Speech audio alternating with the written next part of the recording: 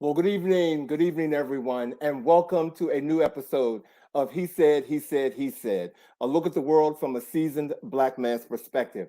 I'm Alvin King, your host, and welcome to our last show of 2022, ladies and gentlemen. It is Friday, December the 30th, and we are so glad that you all are joining us for our new show, A Year in Review. Lord knows a lot has happened. But before we get to all of that, I want to wish everyone a happy Kwanzaa.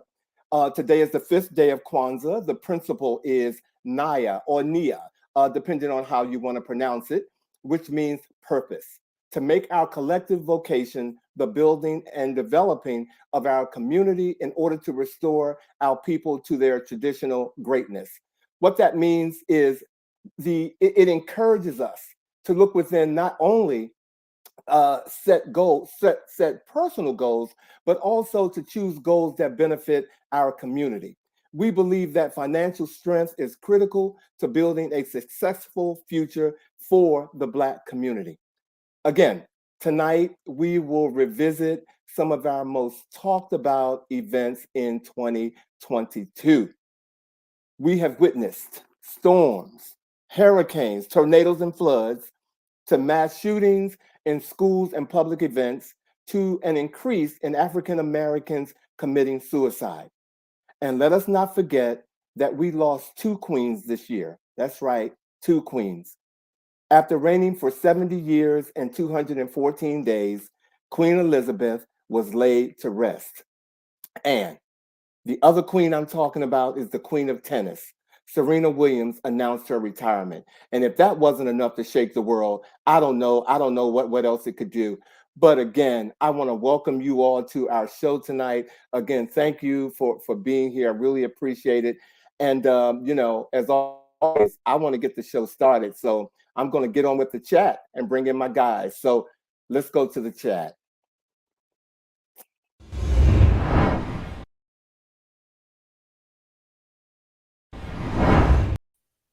Hey, Bobby Edwards and Vash Bobby. Hey everybody. Hey Hey guys, Alvin. Hey Vash. How How are you you? guys? How you guys? Good. How are you doing? I'm well. Happy Kwanzaa. As you said, Nia, fifth day. Is it, Purpose. I wasn't sure if it was Nia or Naya because I've spoken to people and I've been to Kwanzaa events, and Hmm. sometimes uh, different people, depending on who it is, will say it differently. I thought it was Naya, and so that's how I say it. But happy Kwanzaa to you. Absolutely. Thank you. Same to you. however you say it, as long as it resonates within your body and your spirit with love and purpose, it is And accepted. that is what it's about. Mhm. Look Being at a him. purpose. Look at him. You just censor me. You do. Serving Hey, purpose. This is my sermon, purpose. sermon purpose. Hey, Blue. Yes, Hey, he has Rose. served his purpose. Hey, what's up, Blue? Hey, look, guys, I gotta share something with you. Do you remember, like, when we had the show with Cottrell, Luxury Yes. Dining, Mhm. and Yep. I mentioned hating to open those pesky plastic bags in stores. Yes. Remember, I Yes. shared that with you. Well, I got a gift from one of our viewers, and I'm going to read the note from her. But I got a gift from one of our viewers that watched the show and went out and brought me these bags that you can take to the grocery store if you can see them and put your produce in them so I won't have to open those pesky little plastic bags. Now, I don't know, some of them are long, some of them are short, but I thought How that was sweet is the that? That's really sweetest nice. thing. And they're washable. And yes, I'm gonna go ahead and scream her name. Rose brought me these bags for Christmas, and I was just like blown away. Very And sweet. so Rose, thank you so much. I don't know how I'm going to look going up in the grocery store with them, but I'm going to try it and I'm going to do it. You're going to And look conscious. I'm You're going going to to look. look Right. as if you are taking care of the planet. You're going to look like someone loves you, and that is what you need moving into 2023. Thank you. And Rose, because of Purpose. that, you have made my day. Thanks for serving your purpose today, There you Rose. go. Again, As it's all about it's purpose. all It is. about purpose, and I appreciate that. So, how are you guys doing? How's your week been? The week has been good. How was your Christmas? My Christmas was good. I did something, a tradition. that went back years ago. I had friends over after they had dinner with their families. I Hmm. had them over for desserts and drinks. Nice. And back in the day, we used to do that. Back in the day, meaning back in the day when, for those of you who are familiar with clubs and the clubhouse, and that's how we fellowshipped in our community. We partied Christmas Eve, went home, slept as much as we could, had dinner, and then went to somebody's house on Christmas Day to have dessert and drinks. Tis And true. it was much fun. Tis So, true. how about your Christmas? Fine. I drove up to Philadelphia area, Westchester, Pennsylvania, on Christmas morning. No traffic whatsoever. Had a wonderful dinner with one of my best friends, Vita and Michi. Michi and I drove up, and the three of us ate well and laughed with one another, at one another, celebrated just being together. It was a wonderful, wonderful time. Family. Thank you. That Yep. sounds like family. Yep. Yeah, that sounds How, absolutely beautiful and gorgeous. And Alvin, just jumping back to your dessert experience, Mhm. it looked delicious. Now, I'm not sure if you shared pictures on the He Said page. I know they were on your private page, but please share them on the He Said page so people can go and take a look at the celebration. I don't It know was a what was lovely homemade, layout. what was what, but please post them so people can drool. And Vash, thank you so much for saying that. And I'm going to give a special shout out to my cousin Vincent, Vincent's Cakes. He did all of the desserts, and I called him and said I wanted to do this. He said, "Tell me what you want." I said, "Tell you." He said, "Just give me your wish list," and he brought them all to fruition. I can't remember if I posted them on our he said page, but I will definitely do it. But I mean, he just knocked it out the park. And Mm-hmm. so yeah, and it felt good actually. I haven't had people over my house in 2.5 years. Yep. So it felt good to invite people to my home. And if only one person had showed up, Alvin King was going to be Alvin King, and I still would have had over 400 desserts, which Alvin King does not have an invitation to anything that one person shows up to. So you can be but kind in saying that, but that's not happening. But I do but want to tell you something that was serendipitous. uh-huh. Like, unbeknownst, your cousin who did those desserts Mhm. also did the cake that Michi brought up to Philly. Cottrell's. Yeah. Get Oh, so Philly. So Okay. look at this. I'm trying to say, okay, can we? Oh my God, what kind of cake is that? It's a lemon delicious. Oh my God. Can we? Okay. I'm sorry. The light is just okay. Anyway, What is it? Because delicious. it's coming It's up. I don't want lemon. to say what is coming off. You It's tell me what it is. it's Well, lemon. There okay, you go. there you go. Look at that. Oh my That looks God. delicious. It was delicious. He is an amazing baker, He and really you know is. we've had Mr. Bake on the show, correct? And Mr. Bake now Mm-hmm. has a new show. Mr. Bake saw his desserts on my page and liked my page. He's just said incredible. I mean, the way the spread was done. He's an amazing baker, and hopefully, Vosh, when you come here, oh God, we're gonna feed you to death. We got Cottrell, we got Vincent's Cakes. We're just gonna feed you and send you back home. I may never leave. If I ever get down to DC, I may not ever leave. I'm just telling you, because It's all I would be good. coming into such a community of love with just you guys, not to mention the extended family. Right. Well, You like never I know. said, I told you I'm a lot of country. I just happen to live in the city, and Come I on love to now. feed you. So I would welcome you, and yes, believe me, With open arms. we have it already mapped out. But Hey, hi, Sean. Sean. Thank you for joining. So, are you guys ready to get on with the show? Oh my Absolutely. God, so much has happened in 2022. Woo, Lord have mercy. Ladies and Year in gentlemen, review. Here we go. again, thank you all for joining us tonight. I'm going to start off tonight with one of the biggest events that happened in 2022, and that was the Roe versus Wade. On June 24th, the Supreme Court ruled in Dobbs versus Jackson Women's Health Organization. The ruling upheld Mississippi's ban on abortion at 15 weeks of pregnancy, overturned Roe versus Wade, and ended the federal constitutional right to abortion in the United States. And by overturning Roe versus Wade, the Supreme Court erased nearly 50 years of that precedent. They took away a woman's power to make her own personal medical decisions, and they gave that power to lawmakers.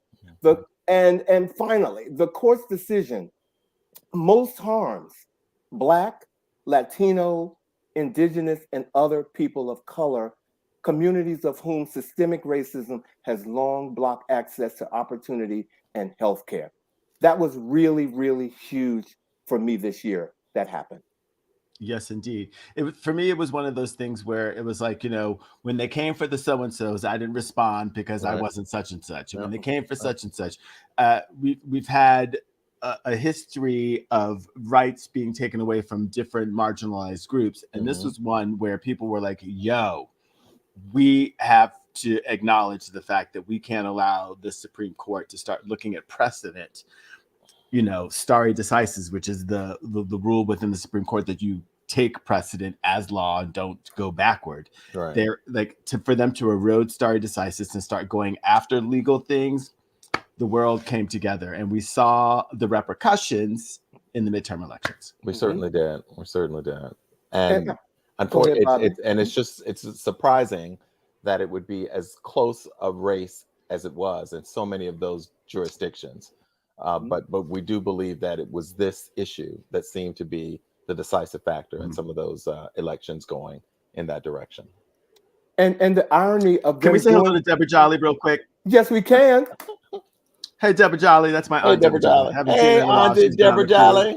Deborah Jolly, I've been waiting to meet you. Thank you for joining the show tonight. Oh my God. Hey, Deborah. One of the things that the overturn of Roe versus Wade, it opened the doors for the Supreme Court to make other decisions. Yes, it did. And that was the scary part that I think was the wake-up call for everybody. It became, if you can do that, absolutely, then some other things are coming down the pike. So that was the wake-up call that was, that really had me sit back in my chair and say, uh-oh, it's starting to happen. Yeah. And it was, go ahead, Vash. No, you go ahead. Go ahead. No, I was just going to say it was certainly the impetus for one of the things that we're going to be discussing also, and that was the Respect for Marriage Act that was passed by Congress and signed into law. Well, and that was certainly going to be my question. Like, did we think that there was going to be a ripple effect in terms of people then realizing, oh, we have to stand up for this person and that group and start going backward to really sort of lift everyone up? I don't think it was an automatic thing, but I think when people heard even one of the sitting Supreme Court justices even literally verbalizing this overturning Roe versus Wade calls upon us to also the consideration of other legislation that we feel is out of place or inappropriate. And at that time, he had, I think, made a suggestion around interracial marriage. And so obviously anyone with insight and vision would say, if they're looking at that form of marriage, they'd certainly be coming for same gender marriage and other, trying to determine and dictate legally, again, a very narrow view and perspective on what marriage is in the United States of America. True. Absolutely true. Yeah. Well, as you said, Bobby, or I think you had just mentioned or kind of alluded to that there were other things that were leading to that. Absolutely. Yeah. So, and here we are. So, absolutely. Thank you. And so, speaking of the Respect for Marriage Act, again, we know that it was passed by Congress and signed into law by President Joe Biden. It repeals the Defense of Marriage Act and requires the federal government and all states to recognize the validity of same-sex and interracial civil marriages and protects religious liberties. We know that also was one of the highlights of 2022 as well. Yeah, Biden signing that bill, and if I'm not mistaken, I think you attended that signing, Bobby. Am I not mistaken? We have some images. I think we have some images that show you being there. That's right. It was quite the honor, and we're joking, but in all honesty, I've said to many of my friends, there's the invitation that was extended from the president and Dr. Biden. And, you know, again, for me to be standing on that lawn in my authentic self as a Black gay man, never could I have imagined growing up in the District of Columbia. I am a native Washingtonian, one of those rare entities. As a young Black boy, I don't think I could have ever imagined one day standing on that lawn and witnessing the signing of such legislation. So it you know, we're joking about it, but it was a very emotional and very special thing to be a part of. So feel very grateful, and certainly one of the highlights of 2022. It was definitely one of the highlights, and I think I mentioned on a show where we talked about it. I literally saw everybody. I work across the street from you know, I work across the street from the building, and so I saw people walking and, you know, with their flags and, you know, with the LGBTQI a flag, and everybody just seemed so happy, and it was actually a beautiful day. It was gorgeous day. It was a gorgeous day for that. So. Unlike the last week or so, it was an absolutely beautiful day. Well, we cannot talk. And today is one of those days where I see people outside with shorts. So, but yeah, I sent you both that post that was saying, like, you know, look at this weather, looking all like beautiful and acting like it wasn't trying to kill us just a week ago. Yeah, exactly. Yeah. I think it's all a trick. It is definitely a trick. Or as the old folks say, this is pneumonia weather. Yeah, old folks, then call me old, okay? Because I'll tell you in a minute. This is pneumonia. This is pneumonia weather. You can't be switching up like that. But earlier this year, when the weather was somewhat like this, about 10 months ago, we had something that really shocked the world, and we didn't think that it was going to become as big as it became.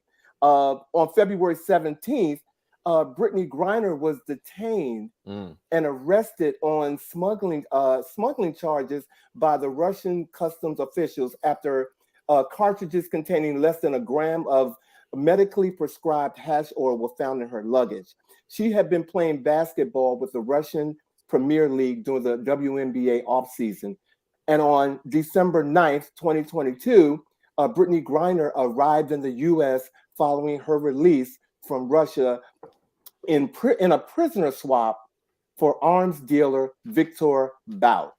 And that, as much as I was happy that happened, I was surprised to see that there were a lot of people who didn't want that or had issues with a basketball player being swapped, and I'm using their words, being swapped or used as a pawn to do political business. And then in addition to that, there's another gentleman whose name I don't know, who's still there and who's been there longer than Brittany Griner. And so a lot of people found issues with that, even people in her own sport.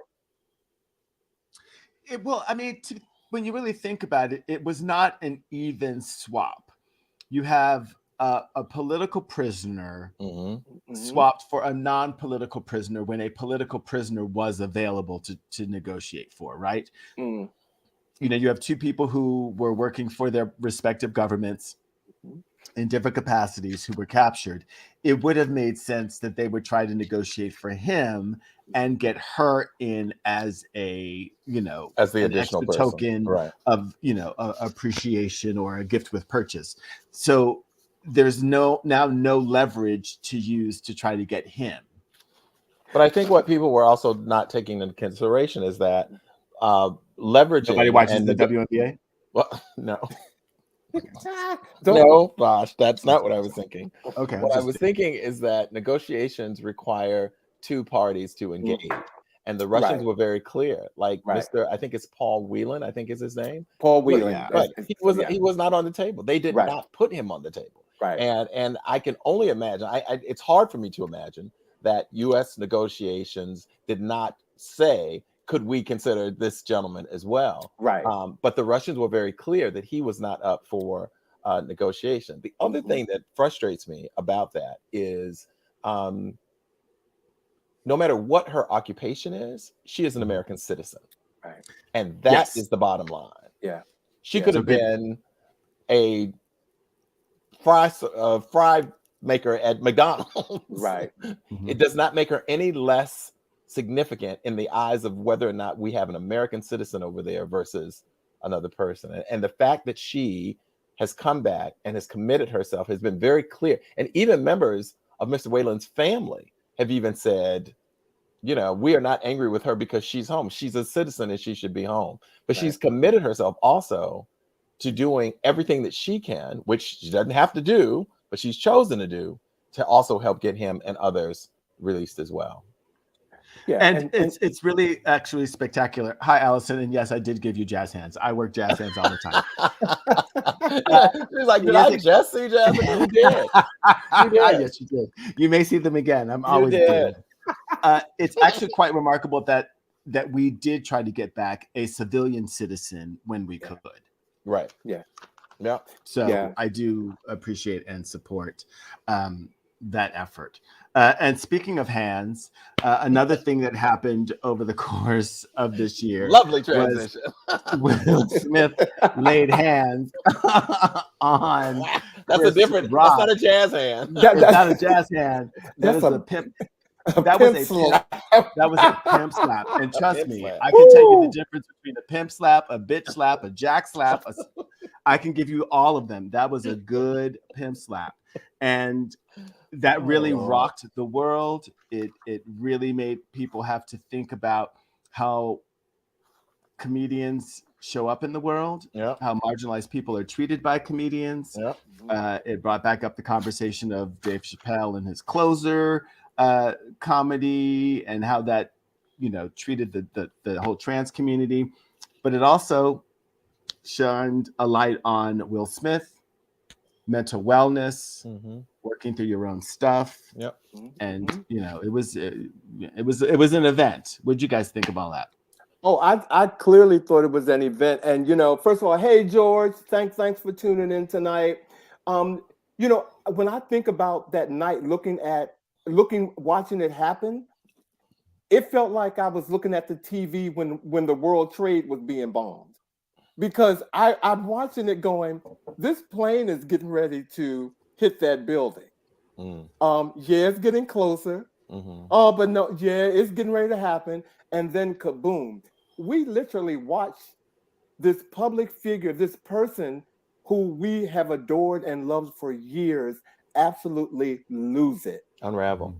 I mean, and when he walked up there, I said, I know he's going to go up there and get in his face and do that, you know, that little, you know. Right.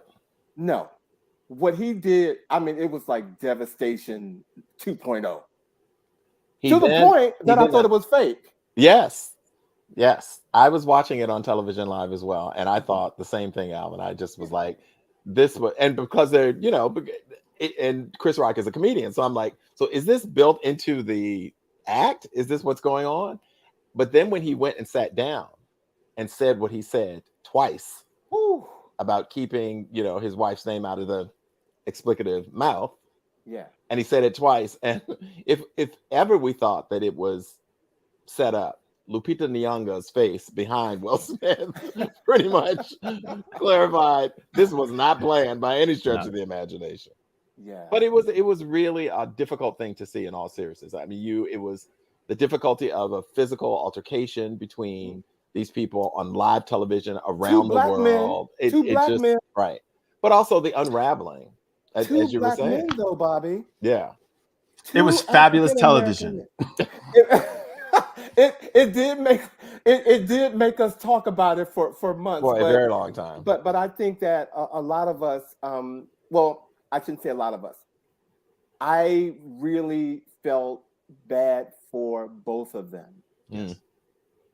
I really felt bad for both of them. Yeah, there are no winners for different reasons. And you know, Will Smith is definitely paying the price because right now, you know, I think he has a great movie out, Emancipation. Yeah, I think it is amazing, and he will not get any credit or recognized for it. But more importantly, the film will not get recognized. And it will not. His actions are impacting all of those other people who are associated with that film. That film is not going to take off in any way that it could have. Right. I mean, Yeah, people are probably not going to go watch the film because he's in it. Now, it will have legs. They made the decision to release it because you have to have something that happens that lets people know we're punishing him for what he did. We're not paying attention to him in this movie. And he's going to have another movie that comes out in which people will embrace him again. I think we will eventually get over this. It is always a healing process. We cannot talk about mental wellness and mental health without also being on the other side of that and having open arms to welcome those who have breakdowns, who have episodes, and bring them back in. And we'll get to other cases and situations that these exact words will have to be tested. Yeah, exactly. Well, I just on another note about Will, if you guys get a chance, please pull up his interview with Trevor Noah. And where I think Trevor Noah is one of the best journalists. He can talk to you and make you say anything. Will Smith interviewed with him, and it was really good. I thought it was really good. Vash and Bobby, and all of you who are watching, if you haven't seen it, take a look at it. Yeah. Take a look at it and let me know how you feel. Thanks, Rodney said it was a great interview. Yeah, I thought it was a really good interview as well. Oh, and Rodney, while I'm here, sidebar, I'm going to send you the link for these bags because I was told, because I know on the show, I watched the show and you were Team Alvin on dealing with these plastic bags. So I'm gonna make sure that you get the link for where these bags came from. So I just want you to know that was a sidebar, ladies and gentlemen. But from one slap in the face to another, can we talk about, first of all, Herschel Walker running for anything other than a football that we had to watch all year? We had to watch him throughout the year, ladies and gentlemen. Yeah. Run for the Senate against someone who he should not have. First of all, he should not even have been in the running. But the story that I think got some of the most headline, speaking of slap in the face, came from Herschel Walker's own son, Christian Walker. Absolutely. Yeah. Okay. And during the initial election, not the runoff in October, the runoff, Herschel Walker is a Georgia Republican, for those of you who don't know, who was running for the Senate. And he was called out on social media by his son, Christian Walker, who accused him of domestic abuse, lying, hypocrisy in several abandonment. Abandonment, yes. Abandonment, several seething posts. Okay. And for those of you who don't know Christian Walker, he's 23. He's Herschel's 23-year-old son. And he's also has built a following as a conservative social media influencer after 2 years of creating videos in which he bashes liberals, feminists, abortion rights advocates, racial justice protesters, gays too, and those celebrating LGBTQ. Exactly, Bobby.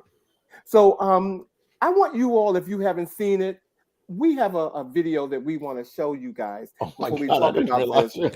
I want you all to see Christian and his rant. Oh, okay? Lord, here we go. Everything has been a lie. 23-year-old Christian Walker is the son of football great Herschel Walker, who is running for the U.S. Senate from Georgia as a Trump-supporting Republican. Here they are in happier times. But today, it's war, father versus son. Family values, people. He has 4 kids, 4 different women, wasn't in the house raising one of them. He was out having sex with other women. Thank you, guys. When Herschel Walker denied reports this week that he'd paid for a former girlfriend's abortion, his son went ballistic. I'm just saying, don't lie. Don't lie on my mom. Don't lie on me. Don't lie on the lives you've destroyed and act like you're some moral family man. The candidate deflected when asked about his son, calling him out. Well, I love my son unconditionally, and that's where I've always been. I always love him unconditionally. You have no idea what I've been through in my life. You have no idea what me and my mom have survived. We could have ended this on day 1. I wouldn't have spoken out if there weren't all these lies every day. I'm sorry, I don't mean to laugh, but Jesus Christ. Wow. I mean, you could tell when they approached each other that there was no sense of intimacy between the two of them. But my thing is, because anytime someone protests vehemently in any direction, and then, at the swipe of a hand, they are now as vehemently protesting in the other direction. All of those things he's talking about, he wasn't present, he didn't do this. He hadn't done any of those things when you were supporting him. Right. When you were trying to bash other people Right. and prop him up as a viable candidate for that office, Right. a government official, an advocate for people, all of those things that you are now ranting about, of his abandonment, what he's the lying, the other, he had been doing all those things before. Why were you not talking about those things then? So his validity is called into question for me as just a impulsive, angry person. Yeah. Right. Well, and now we understand that because he didn't have a father who was out doing all kinds of other things. He was a victim of abuse. He himself has experienced trauma, and all of his videos that he posts are him expressing that trauma in various ways. So, now we understand everything that he says in his videos, and we will just send him love. We'll send him love, and luckily we don't have to see his father in a elected office. I don't want to see his father on a commercial in McDonald's. Okay, I don't want to see his father. I'm not sure how you feel, Alvin. Anyway, what do you mean? I'm not sure how you feel. And I know, I'm not. Again, I so often I can go off task sometimes, but I mean, Herschel Walker was an embarrassment to me. To watch him on TV and think that half the world, because half the world voted for him, thought that this is what all Black people should be. He represents Black America. Well, to me, one of the most amazing and impactful images was when Ted Cruz and Lindsey Graham flanked Herschel Walker on an interview. Yeah, because they couldn't allow him to interview by himself. That wasn't going to happen. No, they couldn't. And it was like the epitome of like, let's put the Black man out in front, make sure that we are right there pinching him on the side and poking him and prodding him to make sure that he says the right thing and people see that this is the person they should get behind because, we're good. I was like, oh, that's just so offensive. I just wanted them to put a lantern in his hand and just put him on the lawn. Yeah. And at one point, Lindsey Graham was suggesting that there was like, he was appalled at the way that he felt Herschel Walker was being treated, because he was like, so what would this say to any young Black person who wanted to become a Republican and who wanted to? I was like, well, there's so many things that the Republican Party has done of late that would hopefully deter someone from feeling that they could belong or be valued in the party. Like, I want to be very clear. I've grown up always having people of different political views and perspectives and all of that. But this party of late is very different because it calls so much of what they're standing for and representing calls into question moral and character decisions. It's not just about a difference of we have a common goal of supporting the American people and let's look at it from different angles. It's a lot more than that right now. It's not just a political ideology as much as, for me, true questions of moral and character. Yes, it's very much, instead of it being like, hey, from a perspective, let's like have a circle to see how I can expand who I am. Right. It's people standing in circles trying to see what they can do to support what they believe to be important to them. And the exclusion of anybody who does not fit into that exact space. Period. Exactly. And that's really, truly not the way I think that the world is supposed to be. And Rodney says, no credible person, no credible human being could take those three seriously. But yet, as Bobby was saying, half of the people in Georgia did. And how do we address that as we go into 2023? How do we address making people aware and become more credible, Rodney, as you have said, in terms of what we think is credible? I think it boils down to still being a nation that is so politically divided, and people feeling that no matter who gets put before them, their first thing is to vote party line. Because even people who, I mean, there were people who were Republicans who literally, I think the attorney general, what there was a political figure who was Republican who went and stood in line and voted for all the other people, but he could not bring himself to cast the vote for Herschel Walker. That Do is a you sign. remember that political party? It's a sign that people were like, "What is going on?" Well, Right. Like we have to, yeah. First, George says Herschel was a puppet with loose strings, Right. Completely. But when I think about this party right now, and I think you asked the question, how do we move forward, or what do we need to do? First of all, someone stuck in 2015 when the president before Joe Biden decided to run for office. Someone stuck a plug in the wall that said, "Do what you want, say what you want, kill who you want." I mean, everything that goes against every constitutional law or right that we have. We need to work at pulling that plug out. And I don't know what that's going to take. I don't know. But I think putting the right people, putting new people in right places. Like I think Hakeem Jeffries. I think he's a good start, and I think much of it relies on how the Democrats act. Because they don't have a history of dealing with confrontation. Thank you, Terry, for that correction. It was Lieutenant Governor of Georgia. Appreciate that, man. Yeah. So yeah, it doesn't. But Vash, you mentioned something about Christian and depression or mental illness. You mentioned something about that, and I don't know if he's dealing with that, but there's definitely something going on with him also. So. Okay, we've got lots to get to. We got lots to get to. Yes, we do. Yes, we do. I didn't think we were going to spend so much time on him. But anyway, hey.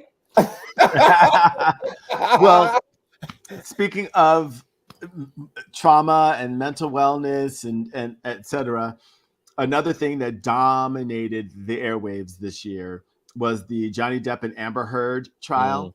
And we don't have to spend too much time on this, but I am just very happy that we did spend time on this as a country, because what it did do was open up the notion of male trauma in relationships, which is something that we were able to touch on this year with Dr. Deborah Warner coming on and talking about men being the recipients of trauma and the victims of trauma in relationships. So, men abusing women is a thing. Yep. Amen. I'm just going to say amen to that. Because I've never wanted a trial to get off my TV as much as I wanted that to get off my TV. However, the message that came from that, based on our conversations with Dr. Deborah Warner, became quite evident and quite clear. So, amen to that. Amen to that. Moving on, we want to also look at another case of mental health on full display publicly and around the world, and that was the downfall, if you will, the unraveling of one Kanye West. And there's so much that could be said. And as Vash is always reminding us, we want to always come from a place of love and positivity when and where we can. I was looking at a variety of things in terms of preparing to be able to speak to him, and there was a quote that was in the root that I really felt summed it up. And it says, Kanye West can yell and scream about being the victim of a conspiracy all he wants, but the hard truth is that the only person to blame for the collapse of his career is himself. Turns out that when you spew anti-Black rhetoric and disgusting anti-Semitic speech, no one wants to sell your music or clothes anymore. It started with a hateful and clearly ignorant social media post, which led several companies to distance themselves from the rapper. That quote being there. He then embarked on a hate-filled tour with the absolute worst elements of the far right, including an appearance on InfoWars with Alex Jones, where he actually said, "I see good things about Hitler," quote unquote. So So the man who once was one of the most influential voices in the Black community and who famously said that George Bush doesn't care about Black people on a Hurricane Katrina telethon that I'm sure we all remember, is now hanging out with white supremacists and praising Hitler. Yeah, that's a thing that actually happened in 2022. There you have it. There you So have when it. people ask, can Black people be racist? Oh, I'm going to just say we got 2022 and Kanye West. Vosh, that was like you pulled the bow and you hit bullseye. Okay, if that was ever okay, it took me aback a minute. You know what? To actually hear it. And this is what I will say to you. I believe that I kind of operate from the definition of racism actually being both prejudice and power and influence. I don't know if one could say that Kanye's comments actually have influence over the Jewish population or some of the other populations that he's had. What he said is it is racist and it is prejudice in my mind. It's at the very least, it's totally problematic. So whether or not I definitely see him as a racist versus acting racist, I think that's what I'm still trying to define because of the notion of the power and the prejudice combined. How much actual power does he have? And my definition of racism is the belief that one group is superior to another. Yes. Regardless of power, influence, or whatever, because there's a bunch of people without any power who think that they're better than Black people or whatever kind of people. It's the belief that. And it takes if that is the more than one group to then I would say believe. yes. Right. And it takes more than one group to believe that it exists in order for it to be real. Otherwise, you would just have a group of really disillusioned and, ill-informed people. So it takes all kinds of people to create and maintain a racist structure. Well, in any case, no matter the definition, it is problematic. That we know. It is problematic. Thank you. Yes, indeed. It is problematic, and it is documented, and we all know that Kanye deals with a series of health issues. That he needs to take care of and pay more attention to. And speaking of health issues, African Americans and suicide has dramatically risen. And this month, Stephen Boss, a charismatic hip hop dancer and television personality known as Twitch, who rose to fame on the reality show So You Think You Can Dance before coming a regular on the Ellen DeGeneres show, died on December the 13th in a motel in Los Angeles. He was 40 years old. He had a family, a wife who he also met on So You Think You Can Dance. And the Los Angeles Medical Examiner has ruled his death a suicide, ladies and gentlemen. And this just devastated all of us. His personality was so huge. Many of us who heard it thought that we knew him. And we reacted as if we knew this person who had taken his life. But at 40 years old, taking your life and being such a beacon to everybody, ladies and gentlemen, suicide is real. And we wanted to make sure that we provided you with information that if you know of anyone who's dealing with a mental health crisis, suicide being one of the issues that you think they may consider, here's the number. Please use it because it is a real thing. Absolutely. It is a real thing. Yes, it is a real thing. Absolutely. Thank you all. Thank you. We speak his name. We speak his name. Yes, we do. Shifting gears to record breaking. All right. We're going to talk about a couple of record breaking things. And I wanted to start off with the great sequel, The Black Panther, Wakanda Forever. And it has been another shattering major milestone when it comes to female-led movies in the genre. According to the latest box office volumes, this movie has become the highest grossing female-led superhero movie domestically, leaping past Captain Marvel, Wonder Woman, and Black Widow to take the crown. Now, the latest figures from the box office put this film domestic gross at $431 million, which is just enough to topple Captain Marvel with its $426 million, and shuffle Wonder Woman, which gained $412 million, and Black Widow. It is unlikely that Black Panther: Wakanda Forever will manage to overtake the pre-pandemic worldwide gross of Captain Marvel, the Captain Marvel film. But with so many contributing factors, such as post-COVID audience volumes and certain countries not releasing the movie, the box office achievement is still something to be celebrated. So it's a record-breaking movie in terms of the Marvel universe, but also as a female lead, and certainly a Black female lead movie. Well, it definitely has shaken the world, and Angela Bassett has been nominated, I think, for an Oscar for her role. If am I not mistaken? She's nominated. Is it an Oscar Golden Globe. or Golden Globe? She's nominated for a Globe. Golden Globe, which is the first time a woman in a superhero type movie has been nominated for this award. I love it. Kudos to her. Wakanda forever. Wakanda Kudos forever. to her. I'm so sad we didn't show the picture of you. I was hoping that would pop up. Keep it moving. Go back and y'all can see that. So speaking of Black women in hit films, Viola Davis produced and released The Woman King. Yes. It's a story of a group of all-female warriors I love that picture of her. That's beautiful. Are protecting the kingdom of Dahomey with skills and fierceness unlike anything the world has ever seen, to fight against a foreign enemy that is determined to change their way of life. I made sure that I got that synopsis without any spoilers, so if you go to see this film, you will still be surprised. But the film was released in September of 2022 and has already grossed over $67 million. Now, this is significant because the film was produced by Juvie Productions, which is Viola Davis's husband and her production company. His name is Julius Tenen. That's how you get Juvie. And it took them over 7 years to get this product to market.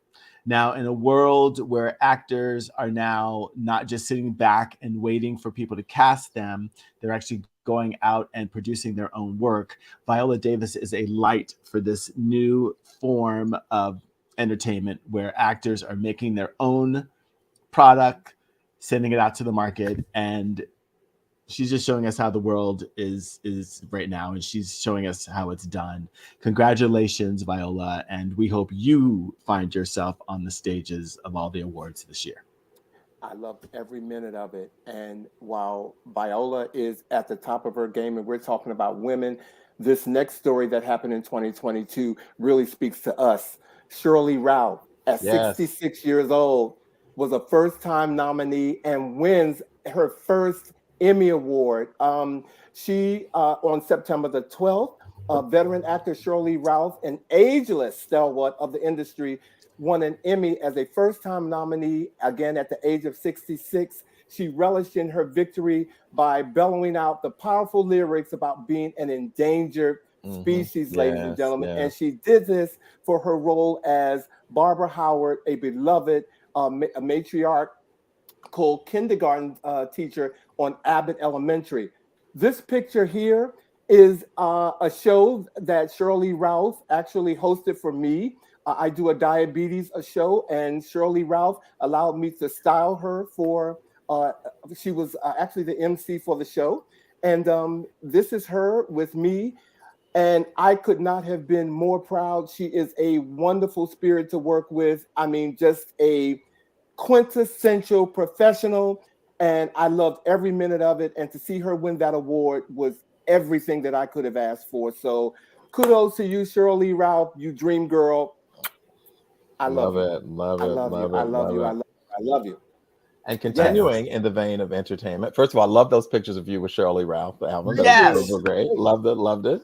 But continuing in the world of entertainment, on July 29th of this year, the 7th studio album was released by the Queen Beyonce. It was Renaissance, and it is her first solo album since Lemonade, and the first installment of a trilogy project. And it brought us such hits as You Won't Break My Soul, and certainly the Cuff It Challenge that we're all seeing on the social media over and over again. People trying to do their little. We have to do a he said Cuff It challenge. Yes, we must. I'm waiting. Okay. All right, Beyonce, because at first I wasn't so sure, but she has, the what do you call it? How you doing, JJ? Happy holidays. She has definitely turned it around. So congratulations to Beyonce. Absolutely. So if you all, you know what, we have to speed up the show just a little bit, but I do want to touch real quick on some bizarre situations that happened this year that were really, really bizarre. And one of them was there was a gentleman earlier this year by the name of, Darren Harrison. Yeah. And this Darren Harrison is on the right in a white T-shirt. The pilot is on the left, had a heart attack or had a medical issue and passed out on the plane. And Darren had to land this plane right here all by himself without any experience. Bizarre. Could you do that? No. That would be a no. That would be a no. Okay. No. That was one of the bizarre things that happened, of many things that happened in 2022. But not the only bizarre thing with the plane. Even here locally in the DMV, we had a situation where 2 people were rescued after they were stranded in a crumpled aircraft that they flew into some wires accident. For those of us who are in the DC area, that day, if you remember it, it was really, really cloudy. It was very cloudy. But still, how they were able to fly that plane directly into that tower, get tangled in those wires, not die. They were actually rescued. But in the meantime, they knocked out power for over 85,000 people in the area, and they were up there for a bit. But it was a bizarre sight to see, to say the least, and amazing that there were no fatalities as a result of that plane crash. Just shaken up. That's right. That's right. Just shaken up. Speaking of airplane fiascos, anybody who lived through the holiday season realizes Southwest had an issue. Yes.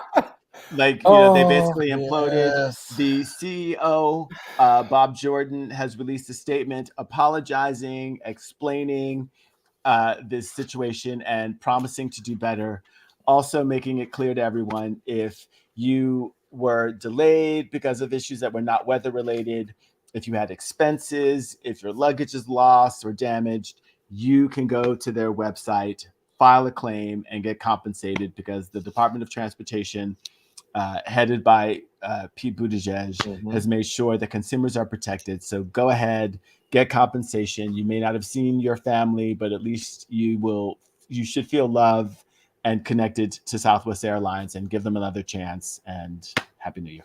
I hope they definitely take care of that. Well, ladies and gentlemen, we got some fun for you all. We wanted to make sure that you saw some of our personality tonight.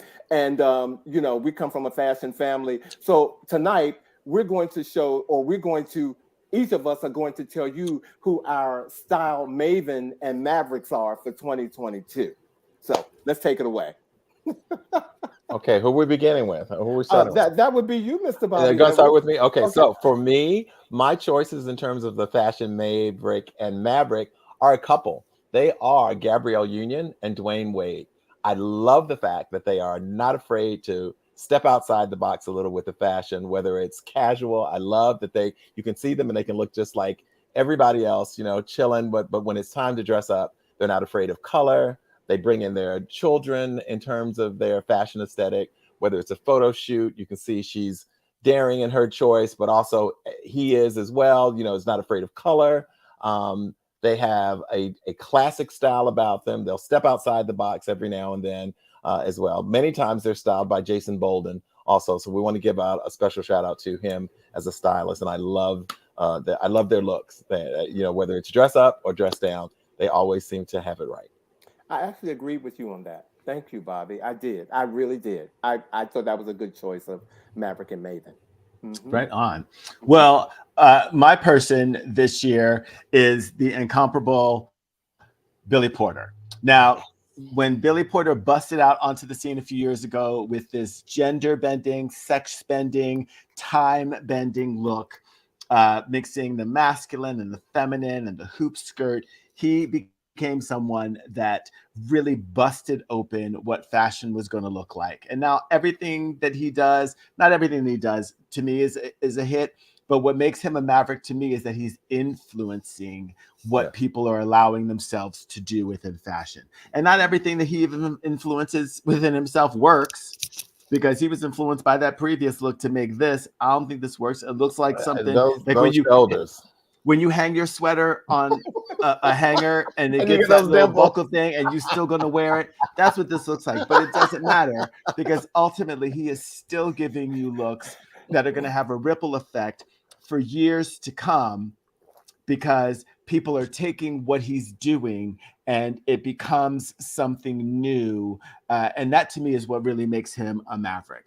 Love the I see shoes him here. Love the the shoes. shoe, aren't they fantastic? The hat Fantastic. is something like within the Fantastic. realm of a lotus seed pod that's twisted around. It's very Grace Jones to me. Do I think he is absolutely unique? Yes and no, but he's referential to, like I said, Grace Jones. But yet I see fashion and things that people are doing, especially men, that allow them to bend what would have traditionally been considered masculine to sort of express themselves. And for that, I'm forever grateful, because the world needs more fashion. All right. Well, And Harry Styles did not start that. No. And who? Harry Styles did not start that. He did not start that. Yes. Well, thank you, Vash. Thank you, Bobby. My Maverick and Maven for tonight. I'm gonna start with my Maverick, and it is none other than excuse me, man. I get choked up when I talk about this. I can man. understand. Lenny Kravitz, ladies and gentlemen, at 58 years old. I mean, he gives it to you. To me, this is the true definition of a seasoned Black man. Personally, I love his style. It exudes confidence and comfortability in everything that he wears. I actually, off camera, I'm a very, this is part of how I like to dress a lot. Many people who know me know that. I mean, you know, I definitely, the leather pants got it, but I would leave the cape at home. But this is definitely the style of dress that I like. And I'm giving Lenny Kravitz my Maverick, my Maverick Award. And for my Maven Award, ladies and gentlemen, I'm going to none other than Zendaya. She is the epitome of fashion to me right now. And her stylist, LaRoche, I mean, he does a great job of styling her. And I think what gets me about, you know, Zendaya, she is a natural. You can't just get up out of bed and pose like that. That's not something that you go to school for. And having worked with as many models as I have in my career, she has it at this age. And I love the way she wears the clothes. The clothes do not wear her. And that makes her my my style maven for 2022. And I'm giving her major kudos for everything that she puts on her back. That's my style maven. She's fabulous. That's it. Well, ladies and gentlemen, look, I know that we're getting close to the end of time, but we wanted to bring back something that we've been doing, our Black Excellence, and we have our new co-host here tonight, ladies and gentlemen. And if you will just indulge us for a few minutes beyond our 8 o'clock time, being that it's the end of the year, and we want to make sure that we entertain you, we would like to bring you a new episode of Black Excellence with our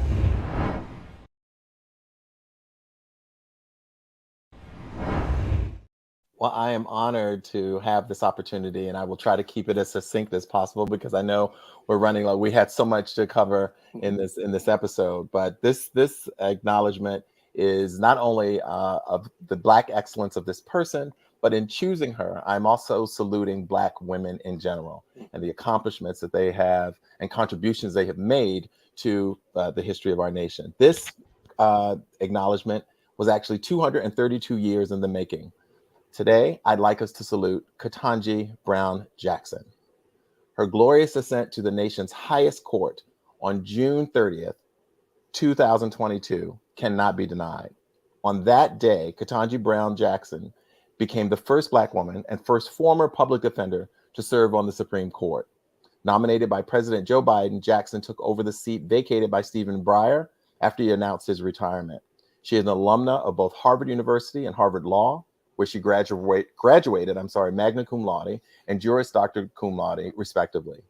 Even with her years of experience in and dedication to the law and public service, it wouldn't be until the Obama administration took over that Jackson would be nominated and confirmed to serve on the Federal District Court of Washington, D.C. That role, in turn, led to her emergence in 2016 as one of 5 frontrunners to potentially serve on the Supreme Court after the death of Justice Scalia. Though that seat eventually went to someone else, Jackson reached the highest court of the land just 6 years later, earning both bipartisan support and the admiration of people across the nation. 232 years in the making, today we salute the first Black Supreme Court justice who took her oath in her braids, Ketanji Brown Jackson. Thank you, Bobby. Thank you. And if I'm not mistaken, before we close the show, is there a video clip that we want to play? Yes, I forgot. Okay, so we definitely want to do that. Yes, thank you so much for that reminder. Part of what made that confirmation so profound for me were the words that were spoken by Cory Booker in salute of Ketanji Brown and the significance of this moment and what it meant.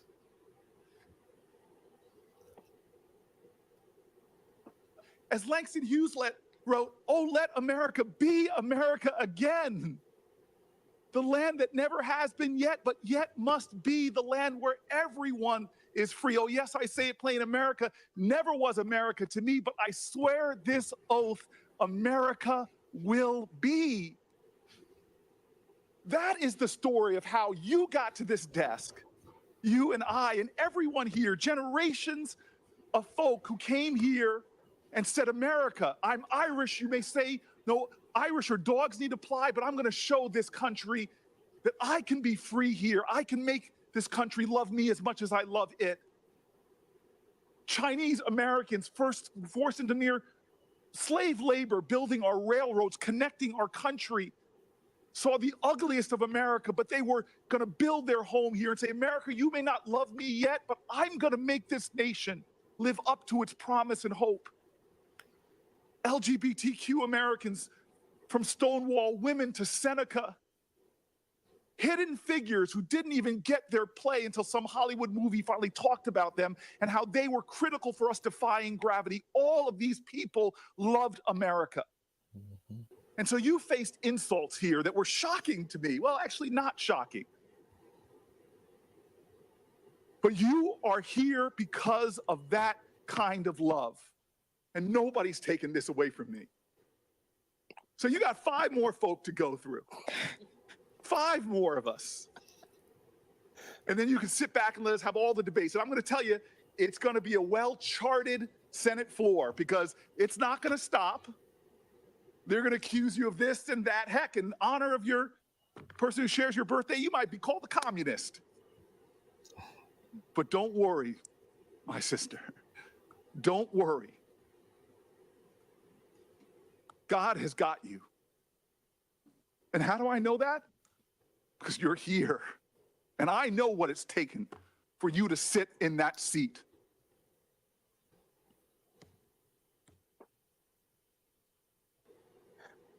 She's here because God has got her. Well, ladies and gentlemen, first of all, Bobby, thank you for coordinating our actually long-awaited Black Excellence this year, our last show this year. So thank you, and it could not have been a more fitting tribute to Ketanji Brown Jackson. Thank you. Thank you. And to lay the groundwork for what's going to happen in 2023. I mean, like talking about like having a new sense of, representation of the Supreme Court. Absolutely. May it proliferate and help us all. Thank you. Well, ladies and gentlemen, we have come to our end of the show. And, I tell you, first of all, thank you all for joining us tonight. Yes. Yes. We are looking so forward to seeing you in the new year. I'm telling you. I'm getting ready. I'm sorry. I'm getting ready. January, please buckle your seatbelts because we have an action-packed month for you. And on January the 6th, I just want to go ahead and share with you, we're starting out with our dating show for this year. And dating coach Lamont White Scales White will be back here, ladies and gentlemen, on January the 6th for our what is it? Our it is our New Year dating tips, ladies and gentlemen. Celebrity dating coach will be here, and he will be back, and we cannot wait to open the year off right. Hopefully, helping you open your year off right. But in the meantime, Happy New Year to everybody. Happy New Year, everybody. Happy New Year. 2023. Thank you for joining us. And we look forward to seeing you all next year on our new episode of He Said. He said.